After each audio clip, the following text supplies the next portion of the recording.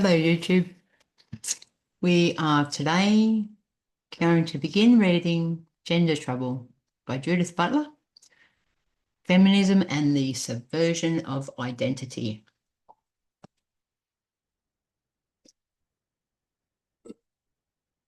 I just had to take a tablet.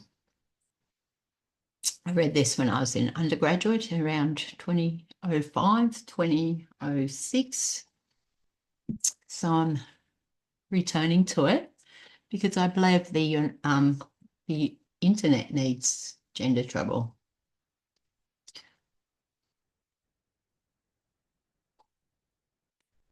Table of contents. Preface. Subjects of sex, gender, desire. I, women as the subject of feminism. 2, the compulsory order of sex, gender, desire. I, gender, the circular ruins of contemporary debate. IV, theorizing the binary, the unitary, and beyond. V, identity, sex, and the metaphysics of substance. VI, language, power, and the strategies of displacement. Chapter 2, prohibition, psychoanalysis, and the production of the heterosexual matrix. I, structuralism's critical exchange. I, Lacan, Riviere, and the strategies of masquerade. I, Freud and the melancholia of gender. IV, gender complexity and the limits of identification. V, reformulating prohibition as power.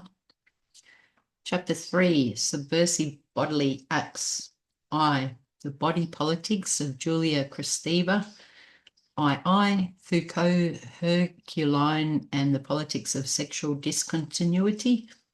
I, Monique Wittig, bodily disintegration and fictive sex. IV, bodily inscriptions, performative subversions. Conclusion from parody to politics, notes, index. Preface.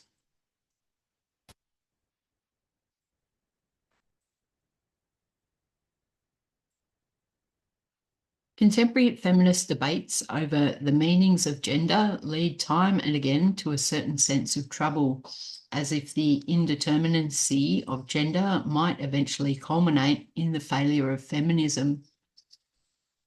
Perhaps trouble need not carry such a negative valence. To make trouble was within the reigning discourse of my childhood, something one should never do precisely because that would get one in trouble. The rebellion and its reprimand seemed to be caught up in the same terms, a phenomenon that gave rise to my first critical insight into the subtle ruse of power.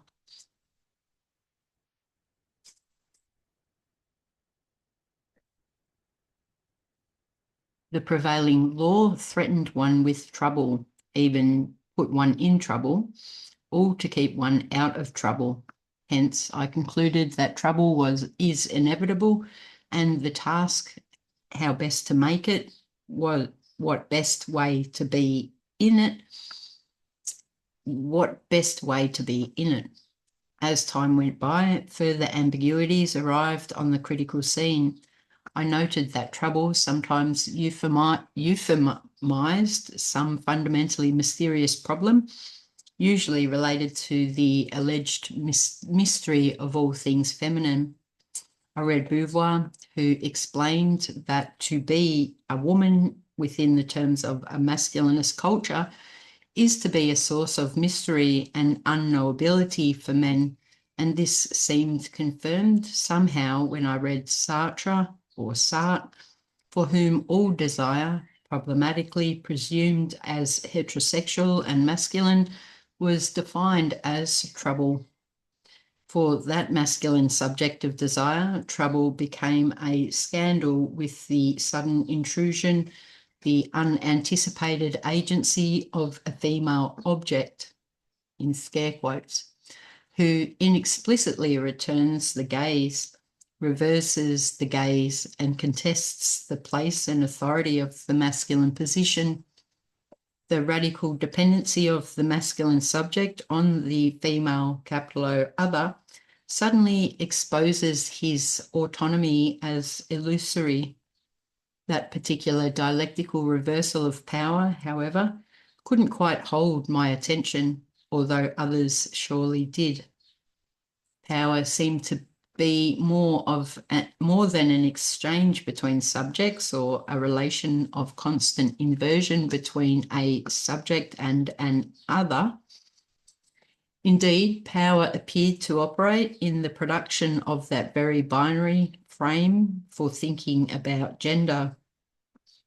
I asked what configuration of power constructs the subject and the other, that binary relation between men and women, and the internal stability of those terms. What restriction is here at work?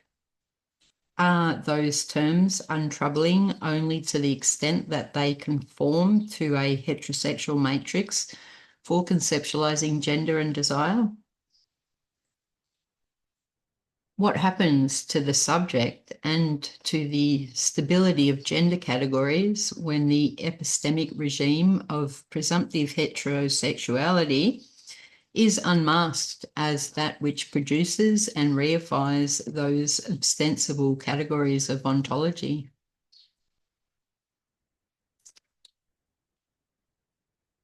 But how can an epistemic ontological regime be brought into question?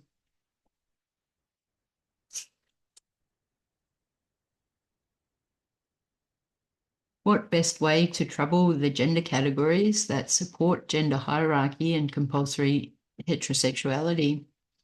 Consider the fate of female trouble, that historical configuration of a nameless female indisposition, which thinly veiled the notion that being female is a natural indisposition.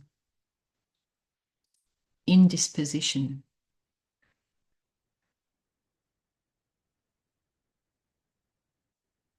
Mild illness. Lack of enthusiasm or inclination, reluctance. Mild illness. Serious as the medicalisation of women's bodies is, the term is also laughable, and laughter in the face of serious categories is indispensable for feminism.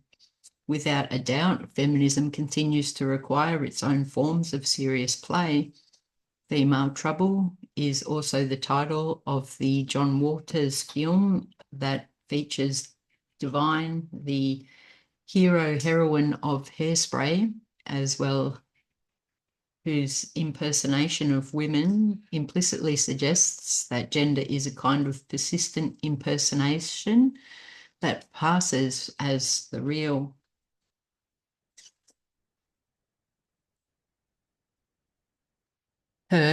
His performance destabilizes the very distinctions between the natural and the artificial, depth and surface, inner and outer, through which discourse about gender almost always operates.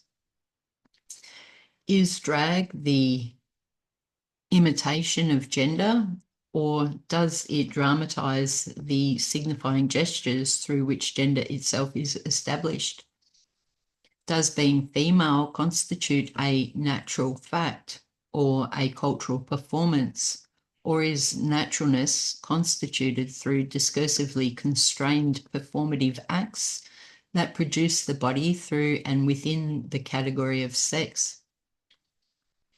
Divine notwithstanding, gender practices within gay and lesbian cultures often thematize the natural in parodic contexts that bring into relief the performative construction of an original and true sex. What other foundational categories of identity, the binary of sex, gender, and the body, can be shown as productions that create the effect of the natural, the original, and the inevitable? To expose the fundamental categories of sex, gender, and desire as effects of a specific formation of power requires a form of critical inquiry that Foucault, reformulating Nietzsche, designates as genealogy. A genealogical critique refuses to search for the origins of gender, the inner truth of female desire, a genuine or authentic sexual identity that repression has kept from view. Rather, genealogy investigates the political stakes in designating as an origin and cause those identity categories that are in fact the effects of institutions, practices, discourses with multiple and diffuse points of origin. Just going to do that. The task of this inquiry is to centre on and de-centre such defining institutions, phallologocentrism and compulsory heterosexuality, precisely because female no longer appears to be a stable notion. Its meaning is as troubled and unfixed as woman, and because both terms gain their troubled significations only as relational terms, this inquiry takes as its focus gender and the relational analysis it suggests. Further, it is no longer clear that feminist theory ought to try to settle the questions of primary identity in order to get on with the task of politics. Instead, we ought to ask what political possibilities are the consequence of a radical critique of the categories of identity. What new shape of politics emerges when identity as a common ground no longer constrains the discourse on feminist politics? And to what extent does the effort to locate a common identity as the foundation for a feminist politics preclude a radical inquiry into the political construction and regulation of identity itself?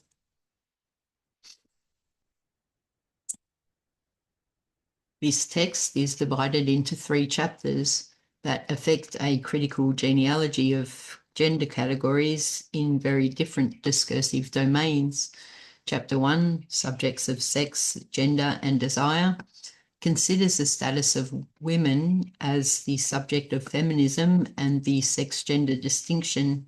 Compulsory heterosexuality and phallologocentrism are understood as regimes of power discourse, with often divergent ways of answering central questions of gender discourse. How does language construct the categories of sex? Does the feminine resist representation within language? Is language understood as phallologocentric? Lucy Irigaray's question. Is the feminine the only sex represented within a language that conflates the female and the sexual? Monique Wittig's contention. Where and how do compulsory heterosexuality and phallologocentrism converge? Where are the points of breakage between them? How does language itself produce the fictive construction of sex that supports these various regimes of power? Within a language of presumptive heterosexuality, what sorts of continuities are assumed to exist between sex, gender, and desire? Are these terms discrete?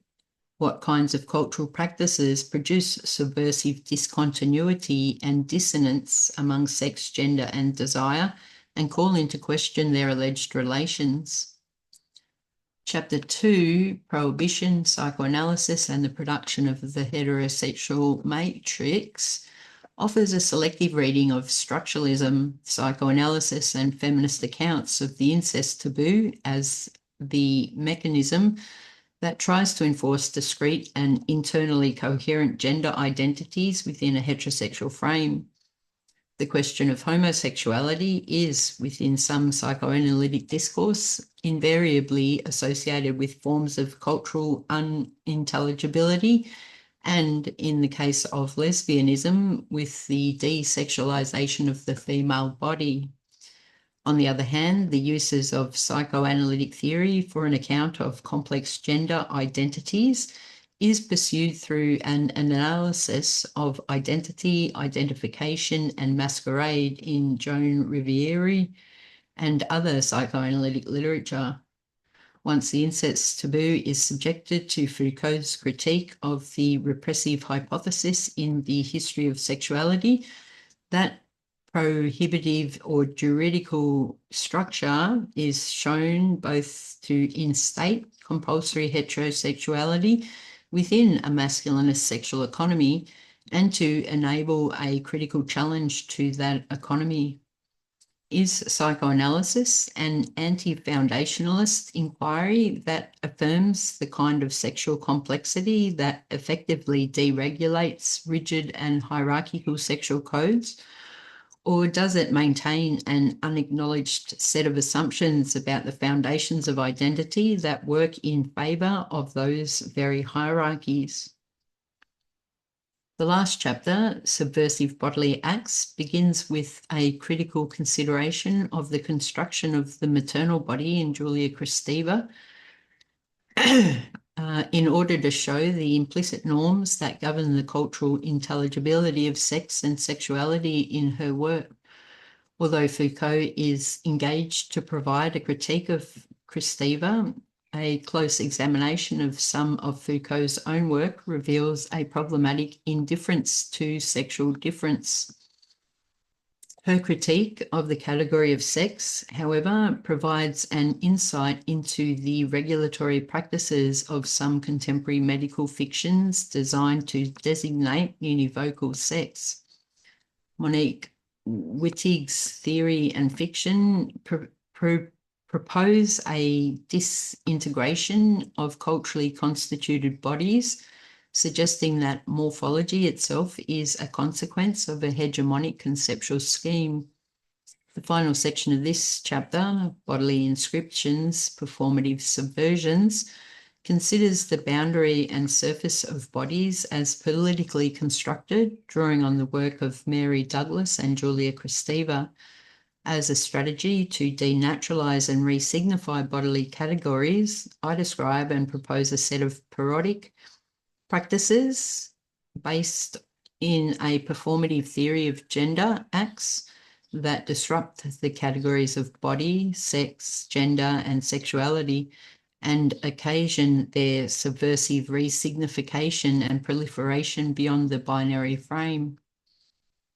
It seems that every text has more sources than it can reconstruct within its own terms. These are sources that define and inform the very language of the text in ways that would require a thorough unravelling of the text itself to be understood. And of course, there would be no guarantee that that unravelling would ever stop. Although I have offered a childhood story to begin this preface, it is a fable irreducible to fact. Indeed, the purpose here, more generally, is to trace the way in which gender fables establish and circulate the misnomer of natural facts. It is clearly impossible to recover the origin of these essays, to locate the various moments that have enabled this text. The texts are assembled to facilitate a political convergence of feminism, gay and lesbian perspectives on gender, and post-structuralist theory. Philosophy is the predominant disciplinary mechanism that currently mobilises this author subject, although it rarely, if ever, appears separated from other discourses. This inquiry seeks to affirm those positions on the critical boundaries of disciplinary life. The point is not to stay marginal, but to participate in whatever network of marginal zones is spawned from other disciplinary centres and which together constitute a multiple displacement of those authorities. The complexity of gender requires an interdisciplinary and post-disciplinary set of discourses in order to resist the domestication of gender studies or women's studies within the academy and to radicalise the notion of feminist critique. The writing of this text was made possible by a number of institutional and individual forms of support. The American Council of Learned Societies provided a recent recipient of the PhD fellowship for the fall of 1987, and the School of Social Sciences at the Institute for Advanced Study in Princeton provided fellowship, housing, and provocative argumentation during the 1987-1988 academic year. The George Washington University Faculty Research Grant also supported my research during the summers of 1987 and 1988. Joan W. Scott has been an invaluable and incisive critic throughout various stages of the manuscript. Her commitment to a critical rethinking of the presuppositional terms of feminist politics has challenged and inspired me.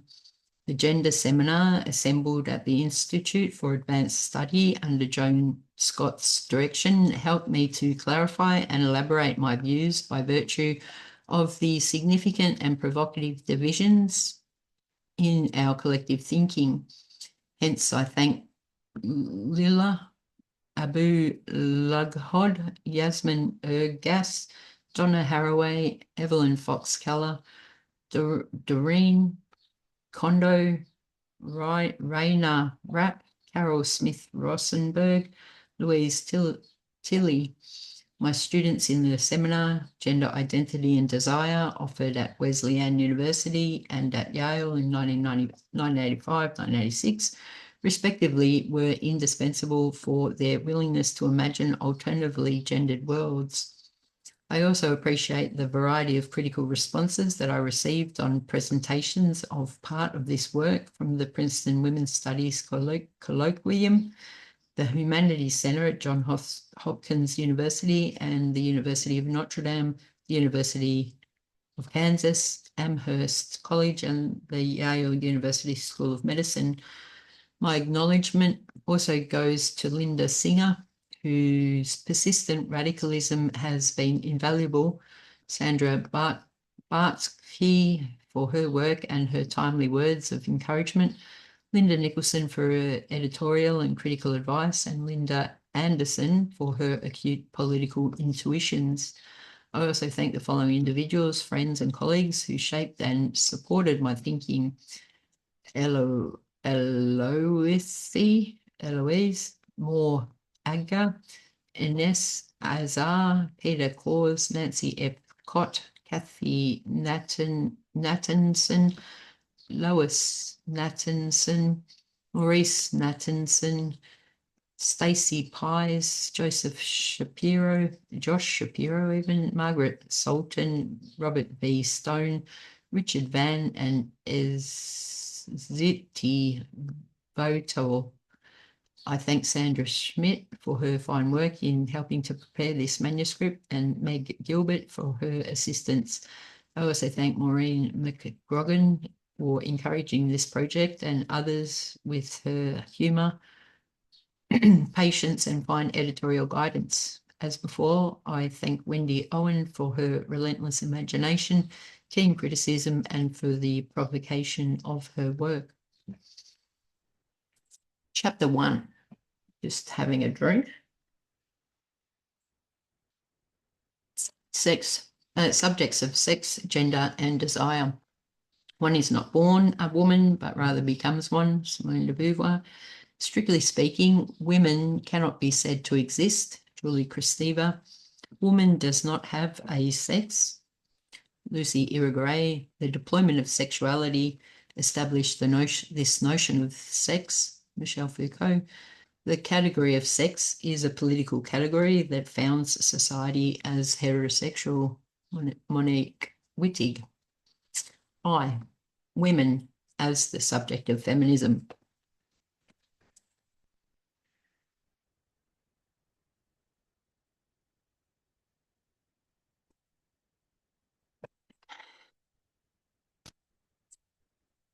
For the most part, feminist theory has assumed that there is some existing identity understood through the category of women who not only initiates feminist interests and goals within discourse, but constitutes the subject for whom political representation is pursued.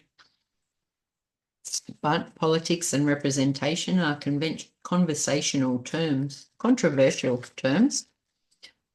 On the one hand, representation serves as the operative term within a political process that seeks to extend visibility and legitimacy to women as political subjects. On the other hand, representation is the normative function of a language, which is said either to reveal or to distort what it assumed to be true about the category of women. For feminist theory, the development of a language that fully or adequately represents women has seemed necessary to foster the political visibility of women.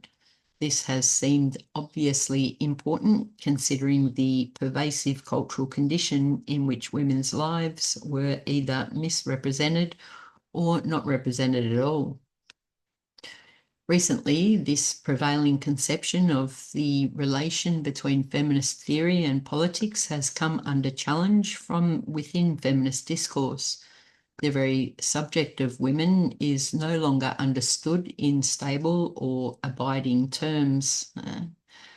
There is a great deal of material that not only questions the viability of the subject as the ultimate candidate for representation, or indeed liberation, but there is very little agreement, after all, on what it is that constitutes or ought to constitute the category of women.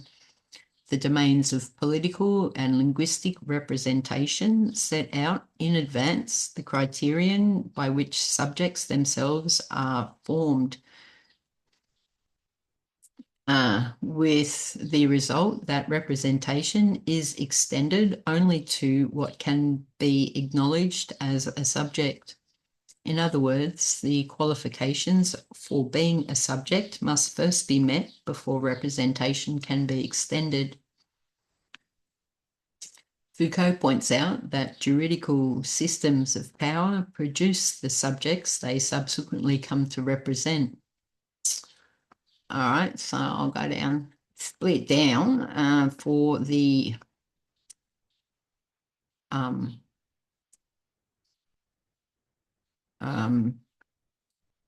footnotes.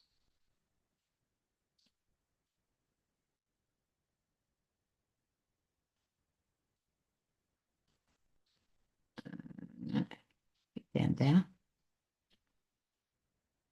It's 4, so 4 is 1. And where do we find the notes? No, I should have. I don't know. Whoops, sorry about that swear word then. Notes, 150. Let's try 150. Oh, what are you doing? Why did that not work?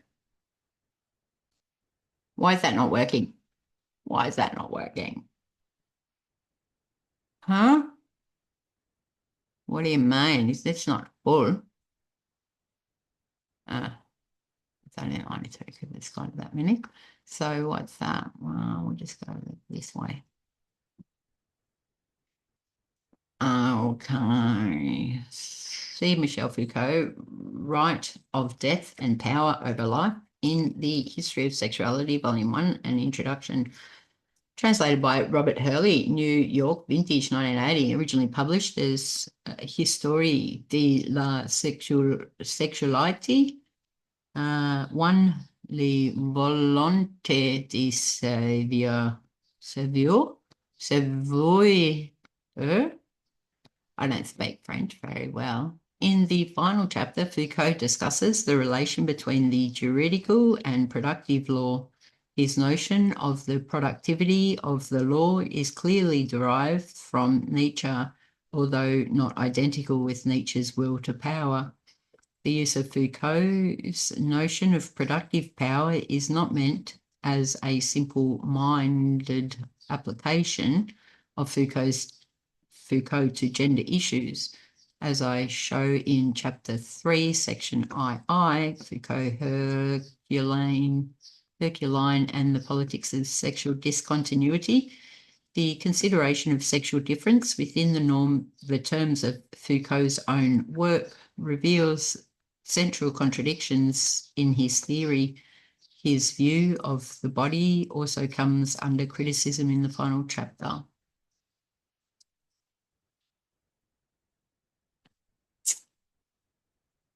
Foucault points out that juridical systems of power produce the subjects they subsequently come to represent. Juridical notions of power appear to regulate political life in purely negative terms, that is, through the limitation, prohibition, regulation, control, and even protection of individuals related to that political structure through the contingent and retractable operation of choice. But the subjects regulated by such structures are, by virtue of being subjected to them, formed, defined, and reproduced in accordance with the requirements of those structures.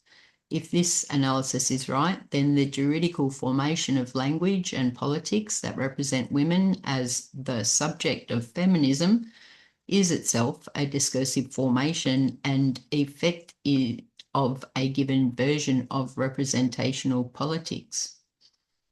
As the feminist subject turns out to be discursively constituted by the very political system that is supposed to facilitate its emancipation. Did I say and? This becomes politically problematic if that system can be shown to produce gendered subjects along a differential axis of domination, or to produce subjects who are presumed to be masculine. In such cases, an uncritical appeal to such a system for the emancipation of women will be clearly self-defeating.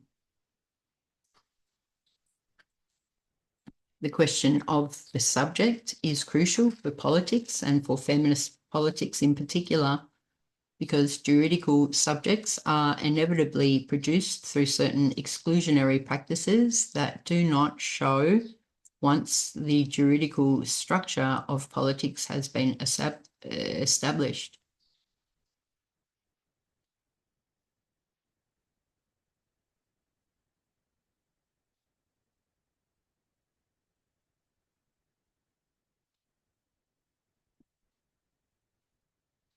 What did I do?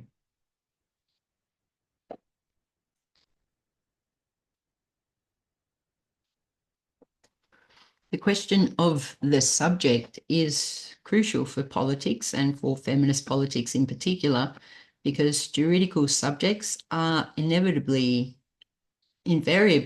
produced through certain exclusionary practices that do not show once the juridical structure of politics has been established. In other words, the political construction of the subject proceeds with certain legitimating and exclusionary aims, and these political operations are effectively concealed and naturalized by a political analysis that takes juridical structures as their foundation. Juridical power inevitably produces what it claims merely to represent. Hence, politics must be concerned with this dual function of power, the juridical and the productive. In effect, the law produces and then conceals the notion of a subject before the law too.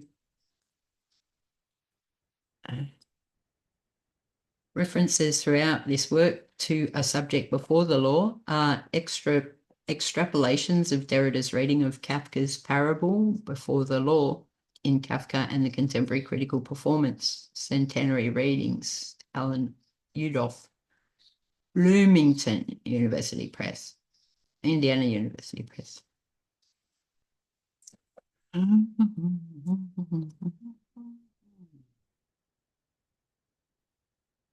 In effect, the law produces and then conceals the notion of a subject before the law in order to invoke that discursive formation as a naturalized foundational premise that subsequently legitimates that law's own regulatory hegemony or hegemony.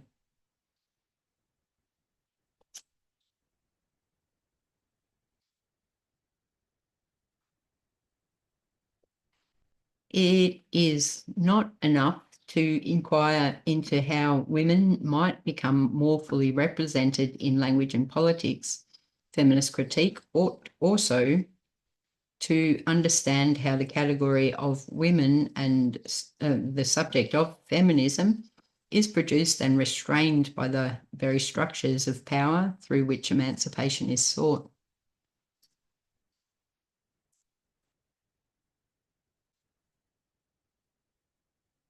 Indeed, the question of women as the subject of feminism raises the possibility that there may not be a subject who stands before the law, awaiting representation in or by the law.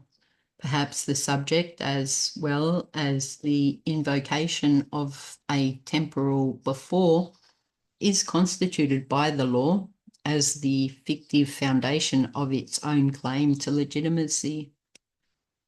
The prevailing assumption of the ontological integrity of the subject before the law might be understood as the contemporary trace of the state of nature hypothesis, that foundationalist fable constitutive of the juridical structures of classical liberalism.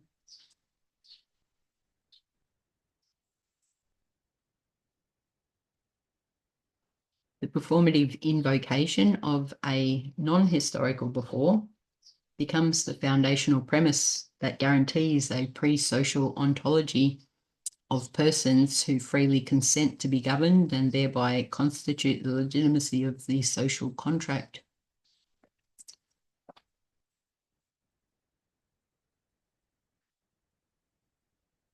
Apart from the foundationalist fictions that support the notion of the subject, however, there is the political problem that feminism encounters in the assumption that the term women denotes a common identity. Rather than a stable signifier that commands the assent of those whom it purports to describe and represent, women, even in the plural, has become a troublesome term, a site of contest, a cause for anxiety. As Denise Riley's title suggests, am I that name? Is a question produced by the very possibility of the name's multiple significations. So let's see, Denise Riley, Am I That Name? Feminism and the Category of Woman in History, 188.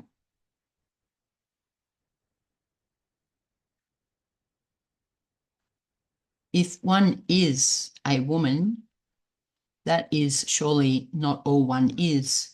The term fails to be exhaustive, not because a pre-gendered person transcends the specific paraphernalia of its gender, but because gender is not always constituted coherently or consistently in different historical contexts, and because gender intersects with racial, class, ethnic, sexual, and regional modalities of discursively constituted identities. As a result, it becomes impossible to separate out gender from the political and cultural intersections in which it is invariably produced and maintained.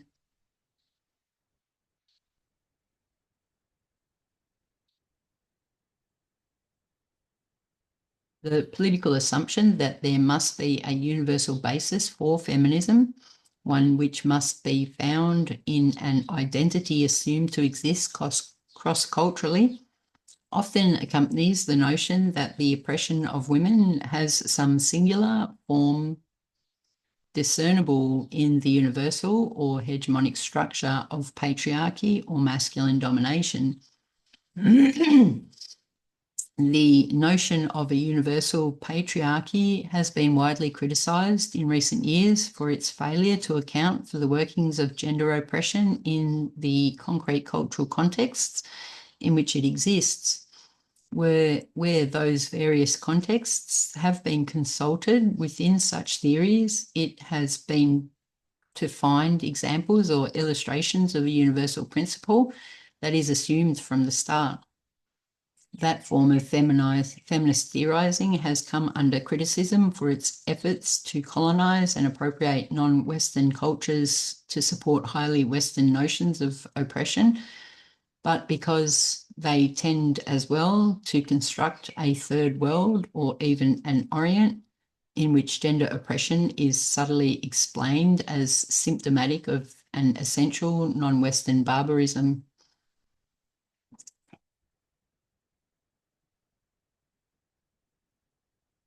The urgency of feminism to establish a universal status for patriarchy in order to strengthen the appearance of feminism's own claims to be representative has occasionally motivated the shortcut to a categorical or fictive universality of the structure of domination held to produce women's common subjected experience.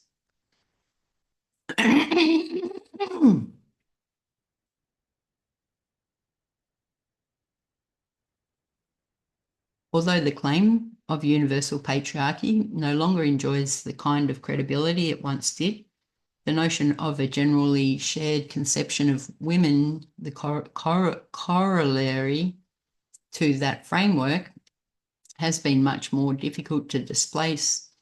Certainly, there have been plenty of debates. Is there some commonality among women that pre-exists their oppression, or do women have a bond by virtue of their oppression alone? Is there a specificity to women's cultures that is independent of their subordination to hegemonic masculinist cultures?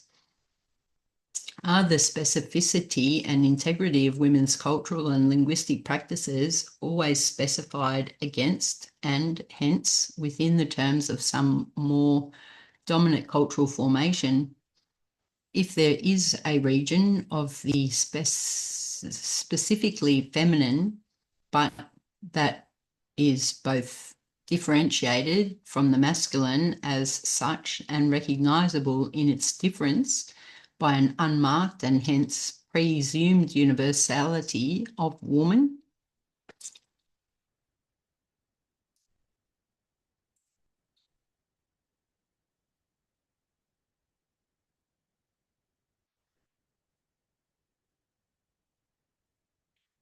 the masculine-feminine binary constitutes not only the exclusive framework in which that specificity can be recognised, but in every other way, the specificity of the feminine is once again fully decontextualised and separated off analytically and politically from the constitution of class, race, ethnicity, and other axes of power relations that both constitute identity and make the singular notion of identity a misnomer.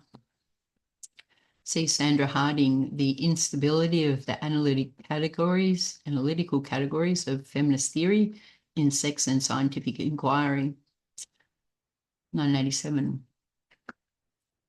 My suggestion is that the presumed universality and unity of the subject of feminism is effectively undermined by the constraints of the representational discourse in which it functions.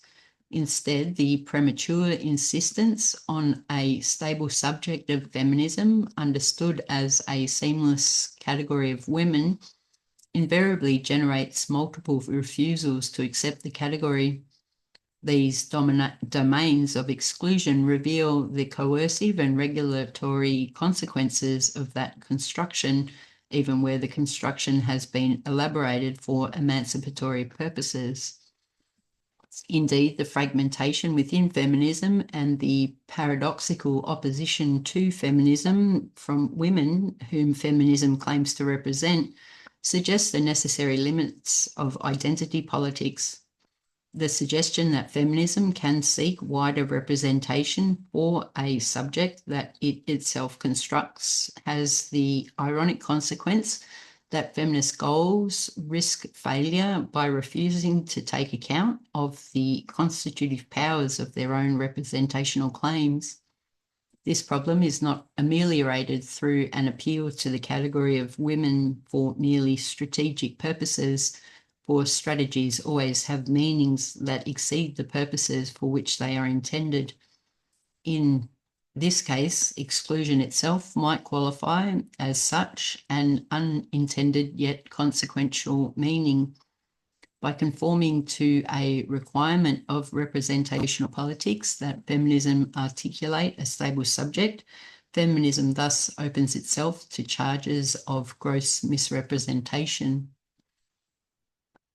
Obviously, the political task is not to refuse representational politics, as if we could. The juridical structures of language and politics constitute the contemporary field of power. Hence, there is no position outside this field, but only a critical genealogy of its own legitimating practices. As such, the critical point of departure is the historical present, as Marx put it. And the task is to formulate within this constituted frame a critique of the categories of identity that contemporary juridical structures engender, naturalize, and immobilize. Perhaps there is an opportunity at this juncture of cultural politics, a period that some would call post-feminist, to reflect from within a feminist perspective on the injunction to construct a subject of feminism. Within feminist political practice, a radical rethinking of the ontological constructions of identity appears to be necessary in order to formulate a representational politics that might revive feminism on other grounds. On the other hand, it may be time to entertain a radical critique that seeks to free feminist theory from the necessity of having to construct a single or abiding ground, which is invariably contested by those identity positions or anti-identity positions that it invariably excludes. Do the exclusionary practices that ground feminist theory in a notion of women as subject paradoxically undercut feminist goals to extend its claim to representation? 5. I am reminded of the ambiguity inherent in Nancy Cott's title, The Grounding of Modern Feminism, 1987. She argues that the early 20th century US feminist movement sought to ground itself in a program that eventually grounded that movement.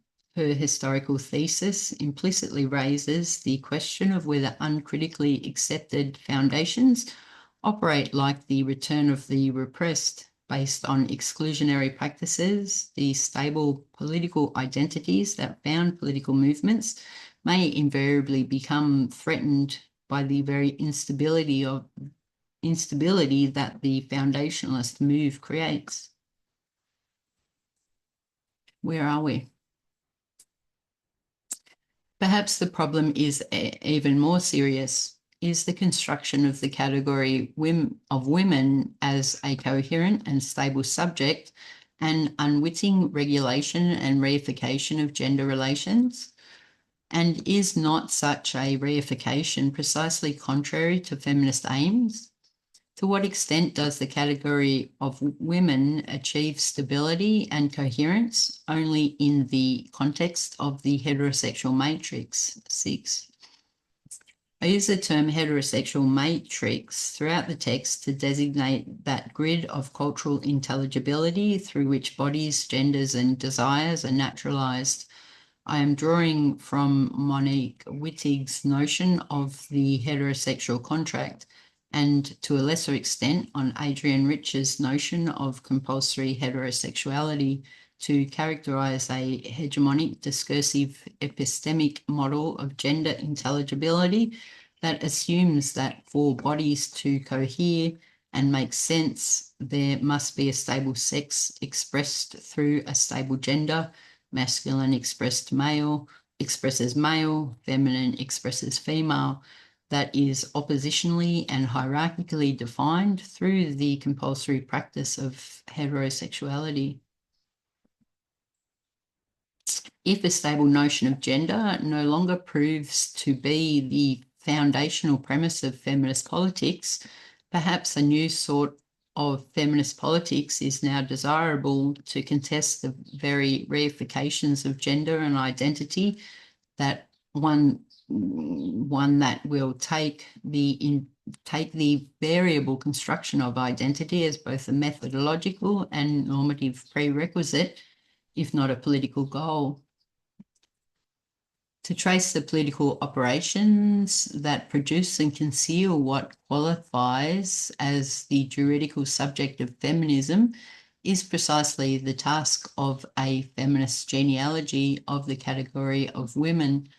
In the course of this effort to question women as the subject of feminism, the unproblematic invocation of that category may prove to preclude the possibility of feminism as a representational politics. What sense does it make to extend representation to subjects who are constructed through the exclusion of those who fail to conform to unspoken normative requirements of the subject? What relations of domination and exclusion are inadvertently sustained when representation becomes the sole focus of politics? The identity of the feminist subject ought not to be the foundation of feminist politics. If the formation of the subject takes place within a field of power regularly buried through the assertion of that foundation, perhaps paradoxically, representation will be shown to make sense for feminism only when the subject of women is nowhere presumed. The compulsory order, sex, gender, desire. Although the unproblematic unity of women is often invoked to construct a solidarity of identity, the split is introduced in the feminist subject by the distinction between sex and gender. Originally intended to dispute the biology is destiny formulation, the distinction between sex and gender serves the argument that whatever biological intractability sex appears to have, gender is culturally constructed, hence gender is neither the cause or result of sex nor as seemingly fixed as sex. The unity of the subject is thus already potentially contested by the distinction that permits of gender as a multiple interpretation of sex. 7. For a discussion of the sex-gender distinction in structuralist anthropology and feminist appropriations and criticisms of that formulation, see Chapter 2, Section I, Structuralism's Critical Exchange. If gender is the cultural meanings that the sex body assumes, then a gender cannot be said to follow from a sex in any one way. Taken to its logical limit, the sex-gender distinction suggests a radical discontinuity between sex bodies and culturally constructed genders. Assuming for the moment the stability of binary sex, it does not follow that the construction of men will accrue exclusively to the bodies of males, or that women will interpret only female bodies. Further, even if the sexes appear to be unproblematically binary in their morphology and constitution, which will become a question, there is no reason to assume that genders ought to also to remain as two. 8. For an interesting study of the Burdacci and multiple gender arrangements in Native American cultures, see W.L. Williams, The Spirit and the Flesh, Sexual Diversity in the American Indian Culture, 1988. See also Sherry B. Ortner and Harriet Whitehead, eds Sexual Meanings and the Cultural Construction of Sexuality, 1981. For a politically sensitive and provocative analysis of the Bedarch, transsexuals, and the continuity of gender dichotomies, see Susan J. Kessler and Wendy McKenna, Gender and Ethno-Methodological Approach, 1978. 8. The presumption of a binary gender system implicitly retains the belief in a mimetic relation of gender to sex, whereby gender mirrors sex or is otherwise restricted by it. When the constructed status of gender is theorized as radically independent of sex, gender itself becomes a free-floating artifice, with the consequence that man and masculine might just as easily signify a female body as a male one, and woman and feminine a male body as easily as a female one. This radical splitting of the gendered subject poses yet another set of problems. Can we refer to a given sex or a given gender without first inquiring into how sex and or gender is given, through what means? And what is sex anyway? Is it natural, anatomical, chromosomal, or hormonal? And how is a feminist critique to assess the scientific discourse which purports to establish such facts for us? Does sex have a history? 10. Where did I miss 9? A great deal of feminist research has been constructed within the fields of biology and the history of science that assesses the political interests inherent in the various discriminatory procedures that establish the scientific basis for sex. See Ruth Hubbard and Marion Lowe, eds Genes and Gender, volumes 1 and 2, 1978. The two issues of feminism and science of Hypatia, A Journal of Feminist Philosophy, volume 2, number 3, fall 1987, volume 3, number 1, spring 1988, and especially the Biology and Gender Study Group, The Importance of Feminist Critique for Contemporary Cell Biology, in this first issue, spring 1988. Sandra Harding, The Science Question in Feminism, 1986. Evelyn Fox Keller, Reflections on Gender and Science, 1984. Donna Haraway, In the Beginning Was the Word, The Genesis of Biological Theory, Signs, Journal of Women and in Culture and Society, volume 6, number 3, 1981.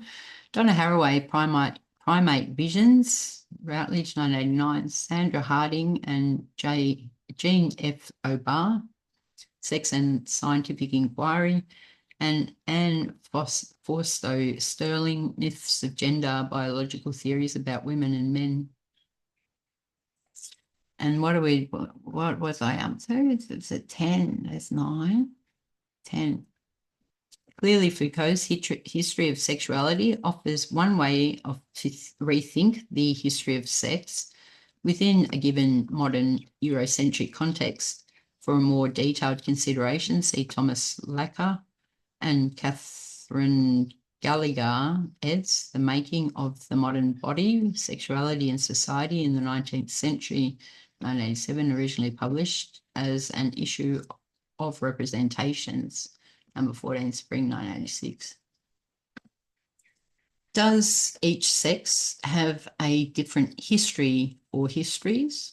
Is there a history of how the duality of sex was established? A genealogy that might expose the binary options as a variable construction? Are the ostensibly natural facts of sex discursively produced by various scientific discourses in the service of other political and social interests? If the immutable character of sex is contested, perhaps this construct called sex is as culturally constructed as gender. Indeed, perhaps it was always already gender, with the consequence that the distinction between sex and gender turns out to be no distinction at all. See my variations on sex and gender, Beauvoir, Wittig, Foucault, in Feminism as Critique, in Saylor, Ben Habib, and Drusilla, Cornell, Basil Blackwell, Dist, by University Minnesota Press, 1987. That was 11. It would make no sense then to define gender as the cultural interpretation of sex, if sex itself is a gendered category. Gender ought not to be conceived merely as the cultural inscription of meaning on a pre-given sex, a juridical conception. Gender must also designate the very apparatus of production whereby the sexes themselves are established. As a result, gender is not to culture as sex is to nature. Gender is also the discursive cultural means by which sex nature, or a natural sex, is produced and established as pre-discursive prior to culture, a politically neutral surface on which culture acts. This construction of sex as the radically unconstructed will concern us again in the question of Levi-Strauss and structuralism in Chapter 2. At this juncture, it is already clear that one way the internal stability and binary frame for sex is effectively secured is by casting the duality of sex in a pre-discursive domain. The production of sex as the pre-discursive ought to be understood as the effect of the apparatus of cultural construction designated by gender. How then does gender need to be reformulated to encompass the power relations that produce the effect of a pre-discursive sex, and so conceal the very operation of discursive production? Gender, the circular ruins of contemporary debate. Is there a gender which persons are said to have, or is it an essential attribute that a person is said to be, as implied in the question, what gender are you? When feminist theorists claim that gender is the cultural interpretation of sex, or that gender is culturally constructed, what is the manner or mechanism of this construction? If gender is constructed, could it be constructed differently? Or does its constructedness imply some sort of social determinism foreclosing the possibility of agency and transformation? Does construction suggest that certain laws generate gender differences along universal axes of sexual difference? How and where does the construction of gender take place? What sense can we make of a construction that cannot assume a human constructor prior to that construction? On some accounts, the notion that gender is constructed suggests a certain determinism of gender meanings inscribed on anatomically differentiated bodies, where those bodies are understood as passive recipients of an exorbitantly cultural law. Exorbitant. When the relevant culture that constructs gender is understood in terms of such a law or set of laws, then it seems that gender is as determined and fixed as it was under the biology's destiny formulation. In such a case, not biology, but culture becomes destiny. On the other hand, Simone de Beauvoir suggests in The Second Sex that one is not born a woman, but rather becomes one. 12. For Beauvoir, gender is constructed, but implied in her formulation is an agent, a cogito, who somehow takes on or appropriates that gender and could, in principle, take on some other gender. Is gender as variable and volitional as Beauvoir's account seems to suggest? Can construction in such a case be reduced to a form of choice? Beauvoir is clear that one becomes a woman, but always under a cultural compulsion to become one. And clearly the compulsion does not come from sex. There is nothing in her account that guarantees that the one who becomes a woman is necessarily female. If the body is a situation, ibid, as she claims, there is no recourse to a body that has not always already been interpreted by cultural meanings. Hence, sex could not qualify as a prediscursive anatomical facticity. Instead, sex, by definition, will be shown to have been gender all along. See my Sex and Gender in Beauvoir's Second Sex, Yale French Studies, Simone de Beauvoir, Witness to a Century, Winter 1986. 14, right? Yes.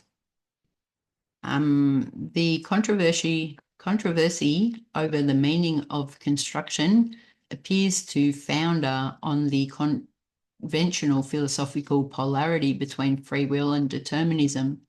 As a consequence, one might reasonably suspect that some common linguistic restriction on thought both forms and limits the terms of the debate, within whose terms the body appears as a passive medium on which cultural meanings are inscribed, or as the instrument through which an appropriative and interpretive will determines a cultural meaning for itself.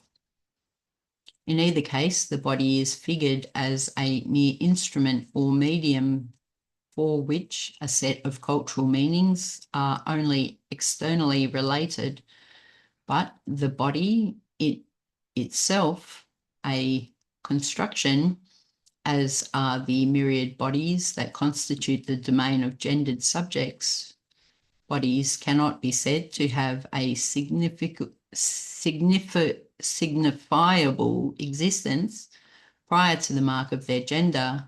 The question then emerges, to what extent does the body come into being in and through the marks of gender? Throw like a girl. How do we reconceive the body no longer as a passive medium or instrument awaiting the enlivening capacity of a distinctly immaterial will? 15.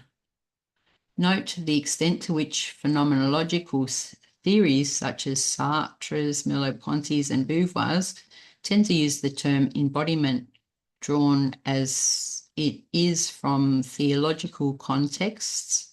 The term tends to figure the body as a mode of incarnation, and hence to preserve the external and dualistic relationship between a signifying immateriality and the materiality of the body itself.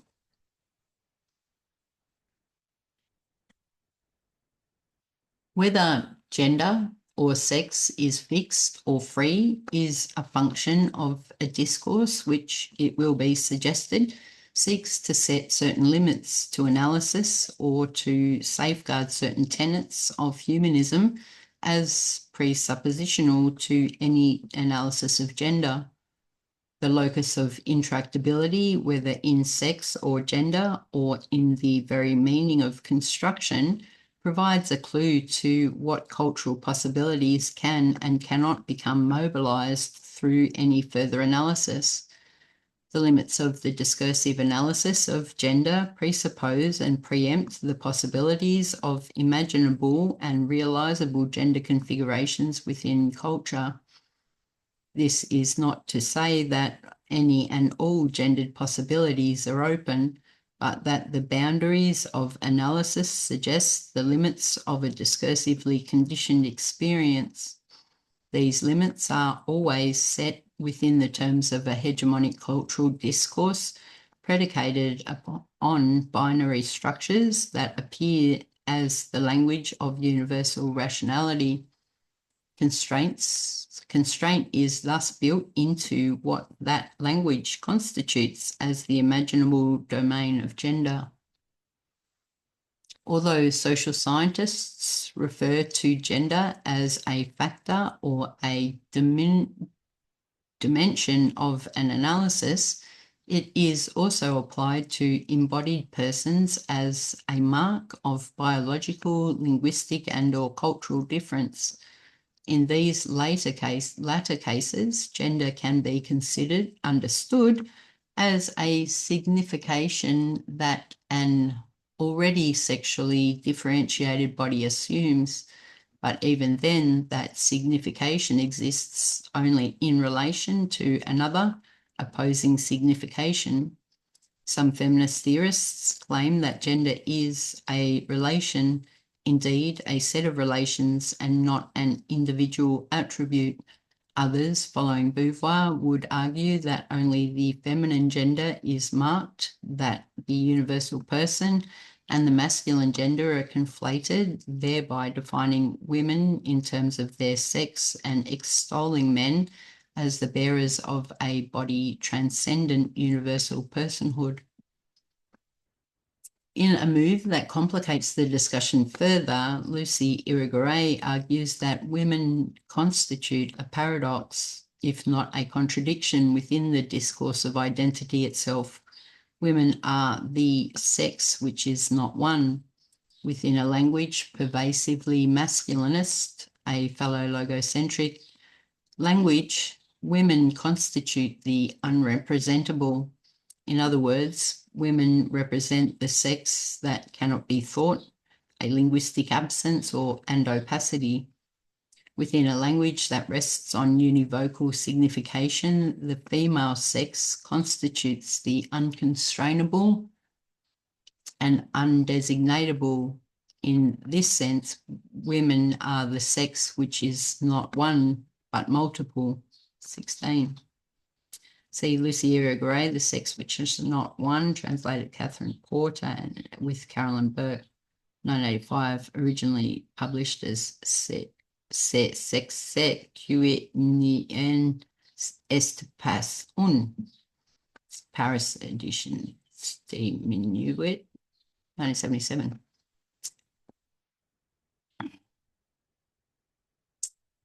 In opposition to Beauvoir, for whom women are designated as the capital other, Irigaray argues that both the subject and the other are masculine mainstays of a closed fellow logocentric signifying economy that achieves its totalizing goal through the exclusion of the feminine altogether. For Beauvoir, women are the negative of men, the lack against which masculine identity differentiates itself, For Irigaray, that particular dialectic constitutes a system that excludes an entirely different economy of signification. Women are not only represented falsely within the Sartrean frame of signifying subject and signified other, but the falsity of the signification points out the entire structure of representation as inadequate.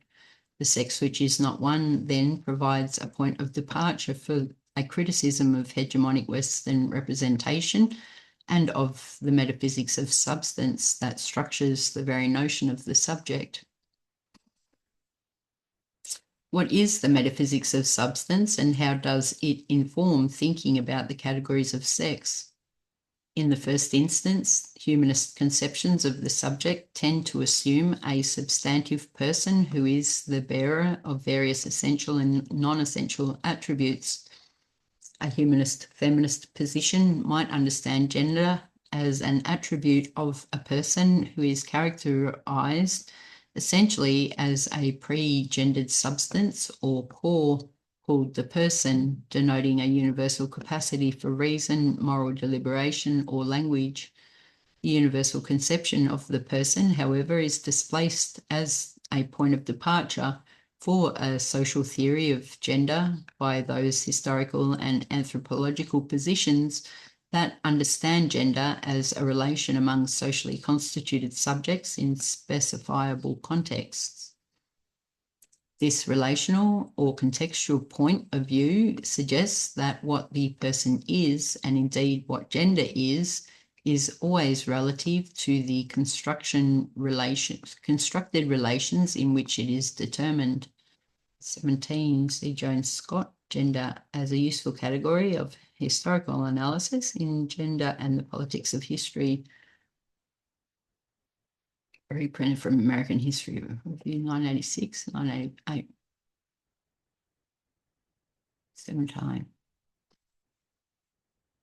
As a shifting and contextual phenomenon, gender, I'm going to have to stop in 9 minutes, 8 minutes and 50 seconds. As a shifting and contextual phenomenon, gender does not denote a substantive being, but a relative point of convergence among culturally and historically specific sets of relations. Irigaray would maintain, however, that the feminine sex is a point of linguistic absence, the impossibility of a grammatically denoted substance, and hence the point of view that expresses that substance as an abiding and foundational illusion of a masculinist discourse. This absence is not marked as such within the masculine signifying economy, a contention that reverses Beauvoir's argument and Wittig's that the female sex is marked while the male sex is not. For Irigaray, the female sex is not a lack or a capital O other that immediately, imminently and negatively defines the subject in its masculinity. On the contrary, the female sex eludes the very requirements of representation, for she is neither other nor the lack, those categories remaining relative to the Sartrean subject imminent to that phallologocentric scheme. Hence, for Irigaray, the feminine could never be the mark of a subject, as Beauvoir would suggest. Further, the feminine could not be theorized in terms of a determinate relation between the masculine and the feminine within any given discourse, for discourse is not a relevant notion here. Even in their variety, discourses constitute so many modalities of phallologocentric language. The female sex is thus also the subject that is not one. The relation between masculine and feminine cannot be represented in a signifying economy in which the masculine constitutes the closed circle of signifier and signified. Paradoxically enough, Beauvoir prefigured this impossibility in The Second Sex when she argued that men could not settle the question of women because they would then be acting as both judge and party to the case. 18, Beauvoir, second six. The distinctions among the above positions are far from discrete. Each of them can be understood to problematize the locality and meaning of both the subject and gender within the context of socially instituted gender asymmetry.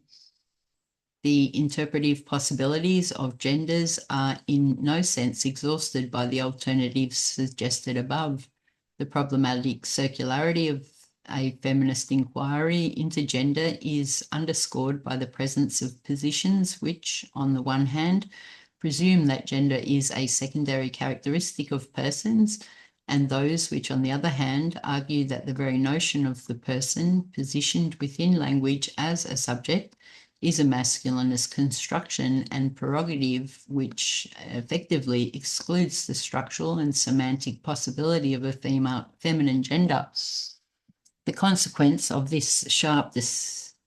such sharp disagreements about the meaning of gender, indeed, whether gender is the term to be argued about at all, or whether the discursive construction of sex is indeed more fundamental, or perhaps women or woman and or men and man, establishes the need for a radical rethinking of the categories of identity within the context of relations of radical gender asymmetry. For Beauvoir, the subject within the existential and analytic of misogyny is always already masculine, conflated with the universal, differentiating itself from the feminine other outside the universalizing norms of personhood, hopelessly particular, embodied, condemned to immanence. Although Beauvoir is often understood to be calling for the right of women, in effect, to become existential subjects and hence for inclusion within the terms of an abstract universality, her position also implies a fundamental critique of the very disembodiment of the abstract masculine epistemological subject.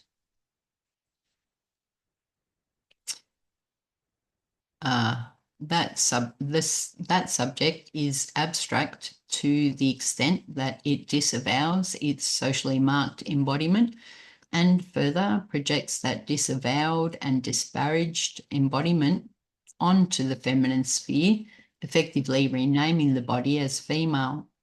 This association of the body with the female works along magical relations of reciprocity, whereby the female sex becomes restricted to its body, and the male body, fully disavowed, becomes paradoxically the incorporeal instrument of an ostensibly radical freedom. Beauvoir's analysis implicitly poses the question, through which act of negation and disavow does the masculine pose as a disembodied universality and the feminine get constructed as a disavowed corporeality? The dialectic of master-slave, here fully reformulated within the non-reciprocal terms of gender asymmetry, prefigures what Irigaray will later describe as the masculine signifying economy that includes both the existential subject and its other. Beauvoir proposes that the female body ought to be the situation and instrumentality of women's freedom, not a defining and limiting essence. The normative ideal of the body as both a situation and an instrumentality is embraced by both Beauvoir with respect to gender and Frantz Fanon with respect to race. Fanon concludes his analysis of colonization through recourse to the body as an instrument of freedom, where freedom is, in Cartesian fashion, equated with a consciousness capable of doubt. Oh, my body, make of me always a man who questions. Frantz Fanon, Black Skin, White Mask, originally published.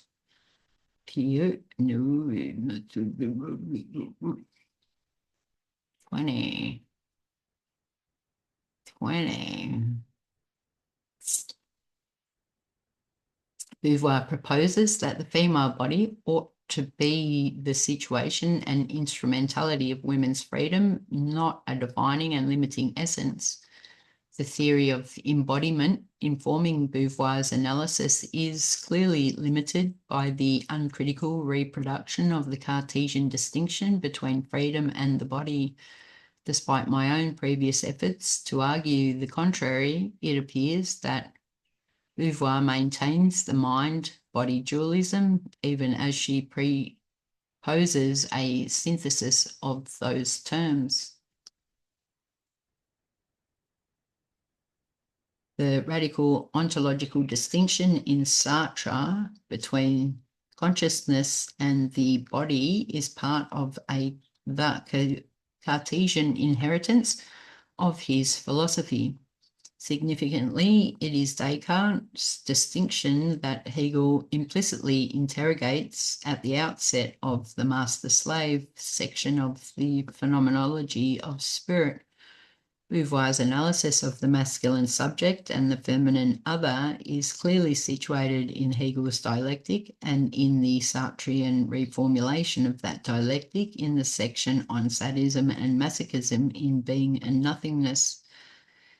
Critical of the very possibility of a synthesis of consciousness and the body, Sartre effectively returns to the Cartesian problematic that Hegel sought to overcome. Beauvoir insists that the body can be the instrument and situation of freedom, and that sex can be the occasion for a gender that is not a reification but a modality of freedom. At first, this appears to be a synthesis of body and consciousness, where consciousness is understood as the condition of freedom. The question that remains, however, is whether this synthesis requires and maintains the ontological distinction between body and mind, of which it is composed, and, by association, the hierarchy of mind over body and of masculine over feminine. The preservation of that very distinction can be read as symptomatic of the very phallologocentrism that Beauvoir underestimates. In the philosophical tradition that begins with Plato and continues through Descartes, Husserl, and Sartre, the ontological distinction between soul, consciousness, mind, and body invariably supports relations of political and psychic subordination and hierarchy. The mind not only subjugates the body, but occasionally entertains the fantasy of fleeing its embodiment altogether. The cultural associations of mind with masculinity and body with femininity are well documented within the field of philosophy and feminism. See Elizabeth B. Spellman, Woman as Body, Ancient and Contemporary Views, Feminist Studies, 1982.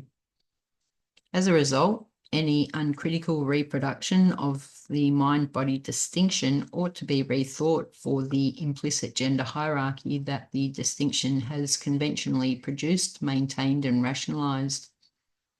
The discursive construction, I'll finish at that heading. The discursive construction of the body and its separation from freedom in Beauvoir fails to mark along the axis of gender the very mind-body distinction that is supposed to illuminate the persistence of gender asymmetry. Officially, Beauvoir contends that the female body is marked within masculinist discourse, whereby the masculine body, in its conflation with the universal, remains unmarked. Irigaray clearly suggests that both marker and marked are maintained within a masculinist mode of signification in which the female body is marked off, as it were, from the domain of the signifiable. In both post-Hegelian terms, she is cancelled, but not preserved.